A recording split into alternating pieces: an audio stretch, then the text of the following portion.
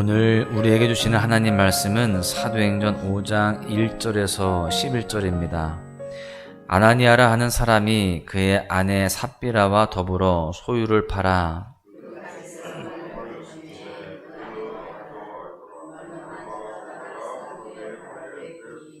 베드로가 이르되 아나니아야 어찌하여 사탄이 내 마음에 가득하여 내가 성령을 속이고 땅값 얼마를 감추었느냐.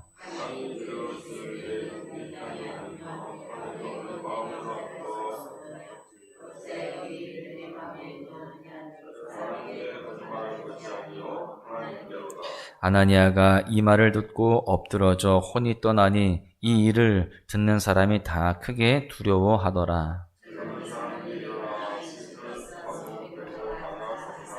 3시간쯤 지나 그의 아내가 그 일어난 일을 알지 못하고 들어오니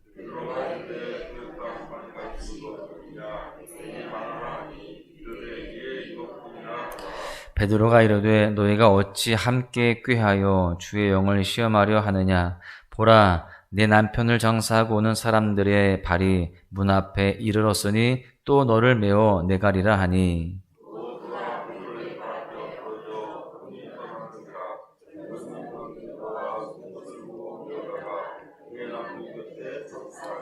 온 교회와 이 일을 듣는 사람들이 다 크게 두려워하니라. 아멘. 아나니아와 이 삽비라 이야기는요, 우리가 처음 접하게 되면 상당히 이해하기가 어렵고 또 두려운 내용이라고 할 수 있습니다. 초대교회에 한 부부가 헌금을 내다가 모두가 다 죽음에 이르게 되는 끔찍한 사건이기 때문입니다. 한마디로 잔칫집에 찬물을 끼얹는 그러한 상황이 되게 되었습니다.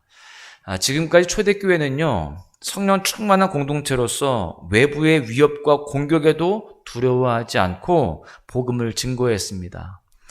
믿는 자의 수는 그 가운데에 기하급수적으로 늘어났고요. 서로의 필요를 서로 채워주는 유무상통의 아름다운 공동체를 이루어가고 있었습니다. 그런데 이처럼 승승장구하던 공동체에 갑자기 찬물을 끼얹는 충격적인 사건이 터지게 된 것입니다. 아름다운 성령 행전의 그 이야기가 지금 이 사도행전 5장에서 갑자기 아나니아와 삽비라 사건이 등장하면서 그 이야기의 흐름이 바뀌게 되는 것이죠. 문맥상으로 보면 사실 어색한 부분도 있습니다. 그럼에도 불구하고 이 사건이 기록된 이유가 있는 것입니다. 이 초대교회에 이 사건이 매우 중요한 의미를 주고 있다라고 하는 것입니다. 교회가 교회답게 되어지는 일에 있어서 이 사건이 주는 교훈은 너무나 중요함을 우리는 분명히 알아야 됩니다. 오늘 본문을 통해서 우리에게 주시는 교훈 몇 가지를 함께 살펴보고자 하는데요. 첫 번째는 하나님은 우리의 동기와 중심을 보신다라고 하는 사실입니다. 본문 1절과 2절의 말씀을 보십시오. 아나니아라는 사람이 그의 아내 삽비라와 더불어 소유를 팔아 그 값에서 얼마를 감추매 그 아내도 알더라. 얼마만 가져다가 사도들의 발 앞에 두니.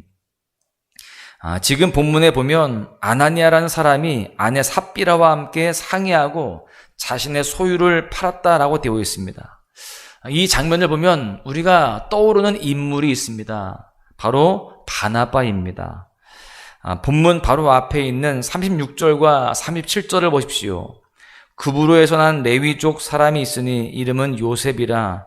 사도들이 일컬어 바나바라. 번역하면 위로의 아들이라 하니 그가 밭이 있음에 팔아 그 값을 가지고 사도들의 발 앞에 두니라. 이 초대교회가 형성되어 갈 때에 이름 모를 많은 성도들이 물질로 헌신을 했습니다. 자신의 것을 자기 소유로 여기지 않고 성도들의 필요를 위해서 기꺼이 내어주는 손길들이 많았다는 겁니다. 그럼에도 불구하고 성경은요, 오늘 본문 바로 앞에 바나바라는 인물을 따로 언급하면서 그의 헌신과 선행을 기록하고 있습니다. 이 사도행전을 기록했던 누가가 특정 인물의 이 사건을 따로 언급하고 기록한 것을 보면 아마도 이 바나바의 일이 그 당시 사람들에게 큰 칭찬을 받았고요. 또 초대교회에 널리 알려진 사건으로 보여집니다. 일부 학자들은요, 바나바가 매우 부유한 사람이었다라고 추정을 하기도 합니다.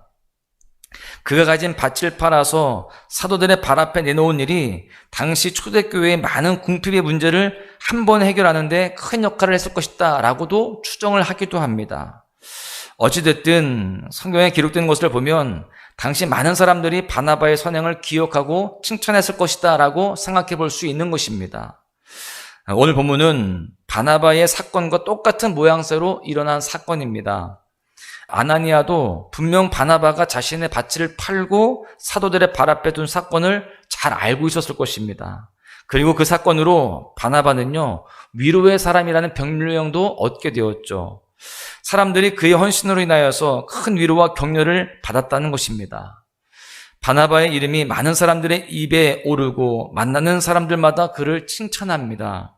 이러한 상황 가운데 아나니아 역시 자신의 아내와 더불어서 소유를 팔기로 작정을 합니다. 그리고 그 중에 얼마를 감추어 두고 바나바처럼 사도들의 발 앞에 두게 된 거예요. 사람들이 볼 때 아나니아는 바나바와 동일한 선행을 했습니다. 칭찬받아 마땅하죠. 그런데 아나니아와 삽비라는 이 일로 인하여서 죽임을 당하게 됩니다.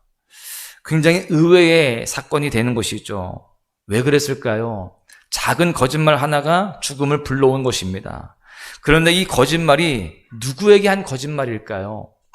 아나니아와 삽비라는요, 지금 누구를 속이고 있느냐?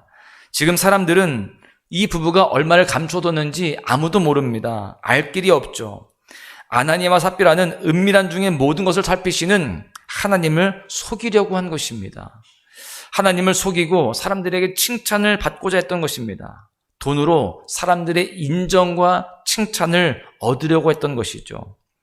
똑같은 모양의 사건이지만 바나바와는 정반대의 결과가 나타나게 되었습니다. 한 사건은 공동체 안에 큰 위로와 기쁨이 되었고요. 또 다른 사건은 공동체 안에 큰 두려움이 임하게 되었습니다. 여러분, 우리의 섬김과 또 헌신도 마찬가지입니다. 하나님은요, 우리의 동기와 중심을 보시는 분이십니다. 우리는 사람을 속일 수는 있으나 하나님을 속일 수는 없습니다. 중심을 살피시는 하나님 앞에 사람의 칭찬이 아니라 하나님의 칭찬을 더욱더 사모하며 그 주님 앞에 정직하게 또 진실되게 또 충성되게 그렇게 헌신하는 우리 모두가 되어야 할 줄로 믿습니다. 두 번째는요, 성도는 내부의 공격을 잘 이겨내야 된다라고 하는 사실입니다. 지금 초대교회는 외부의 박해와 함께 내부적인 문제가 발생하게 된 것입니다. 아나니아와 삽비라 사건은요, 초대교회가 당면한 최초의 내부 문제라고 할 수 있습니다. 밖으로는 박해와 위협이 이미 시작이 되었습니다. 그래서 많이 힘든 상황이에요. 그런데 이제요, 밖의 문제보다 더 심각한 내부의 문제가 일어나게 되었습니다. 그것은 하나님을 속이고 거짓말하는 외식과 부정직이라고 하는 그러한 문제였습니다.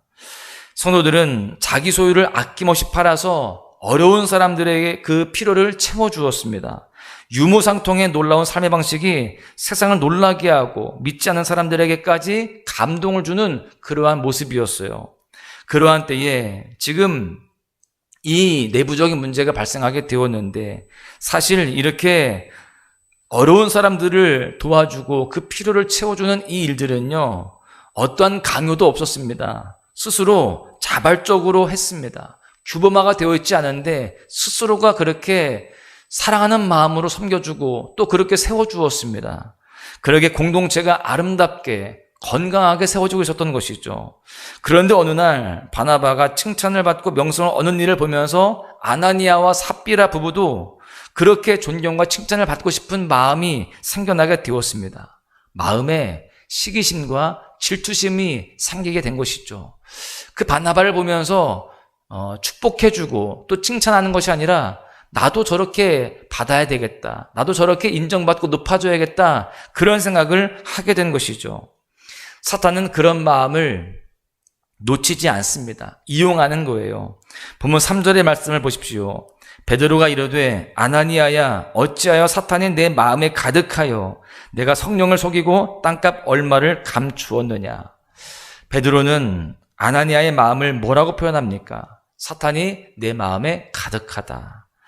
다른 말로 아나니아가 자신의 마음을 사탄이 장악하도록 내어준 것입니다.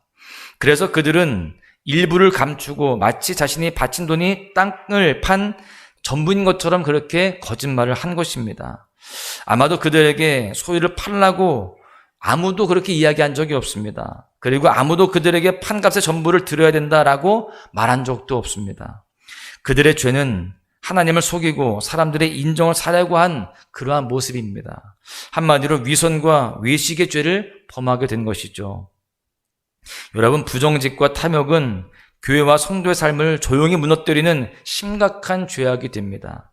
그렇기 때문에 교회가 태동에서 세워지던 이 중요한 시기에 하나님은요, 이러한 죄악에 대해서 엄중하게 또 단호하게 다루시는 것입니다. 오늘 본문을 잘 읽어보면 베드로가 아나니아를 심판한 것이 아닙니다. 베드로가 성령을 속인 사실을 지적하자 하나님이 심판하셨습니다. 교회는 이 사건으로 인하여서 하나님을 더욱더 두려워하게 되었습니다. 하나님이 어떤 분이신지 다시금 생각하고 그분과의 관계를 새롭게 하게 된 것이죠. 여러분, 교회와 성도의 삶에 외부적인 공격도 참 위험합니다. 그러나 사실 내부적인 공격이 훨씬 더 위험함을 우리는 분명히 알아야 됩니다. 눈에 잘 드러나 보이지 않기 때문에 우리는 내적으로 넘어져도 크게 경각심을 갖지 않는 경우가 많습니다. 하지만 내적인 공격이 성도의 삶에 그리고 교회 공동체에 더 큰 치명상을 입힐 수 있음을 우리는 분명히 알아야 됩니다. 그래서 오늘 사건은요, 이 부분을 엄격하게 다루고 있는 것입니다. 시기심과 질투로 시작된 섬김은 우리를 넘어뜨릴 수 있다라고 하는 것이죠. 탐욕이 가득하여서 하나님을 속이고 부정직과 위선으로 헌신하는 일이 있다면 그것은 성령의 역사가 아니라 사탄이 우리의 마음을 속이고 있는 것임을 기억해야 됩니다. 여러분, 악한 생각과 마음이 우리 마음을 잠식하도록 또 장악하도록 내버려두면 안 될 줄로 믿습니다. 우리 모두의 마음에 영적인 지혜와 분별력을 주시도록 오늘도 구하고 또 그 가운데에 정직함과 진실함과 충성됨으로 우리 모두가 내적인 공격을 다 이기고 승리하며 주님 앞에 온전한 헌신으로 나아가야 할 줄로 믿습니다. 말씀을 정리하겠는데요. 사람들이 쉽게 죄를 짓는 이유는 다른 것이 아닙니다. 하나님을 속일 수 있다라고 생각하기 때문이에요. 하나님을 속이려는 모든 시도가 사실 죄라고 볼 수 있습니다. 그러나 하나님은 우리의 모든 행위를 아시며 우리의 생각과 중심까지도 다 아시는 분이십니다. 사탄에게 생각의 작은 틈을 내어주는 모습이 아니라 성령으로 충만한 삶을 살아가야 할 줄로 믿습니다. 그 가운데에 우리의 중심으로 주님을 기쁘시게 하고 또 그 가운데에 아름다운 헌신을 하는 그런 삶이 되어야 할 줄로 믿습니다. 성도는 외부적인 공격을 잘 막아내고 대처하는 일이 참 중요합니다. 그러나 더 중요한 것은 내부적인 공격을 잘 분별하고 그 공격들을 잘 막아내고 이겨나가는 것입니다. 시기심과 질투가 우리의 열심의 근거가 되지 않도록 자신을 잘 지키고요. 정욕과 욕심 때문에 위선과 외식으로 주님을 섬기지 않도록 영적 전쟁에서 날마다 승리해야 할 줄로 믿습니다. 사랑하는 소망 가족 여러분, 오늘 하루도요, 사탄이 우리 마음을 장악하지 않도록 우리가 스스로를 잘 겸비하고요, 오히려 성령의 충만함을 입어서 진실함과 정직함으로 하나님을 잘 섬기는 그런 하루가 되시기를 주님의 이름으로 간절히 축원합니다. 나의 주님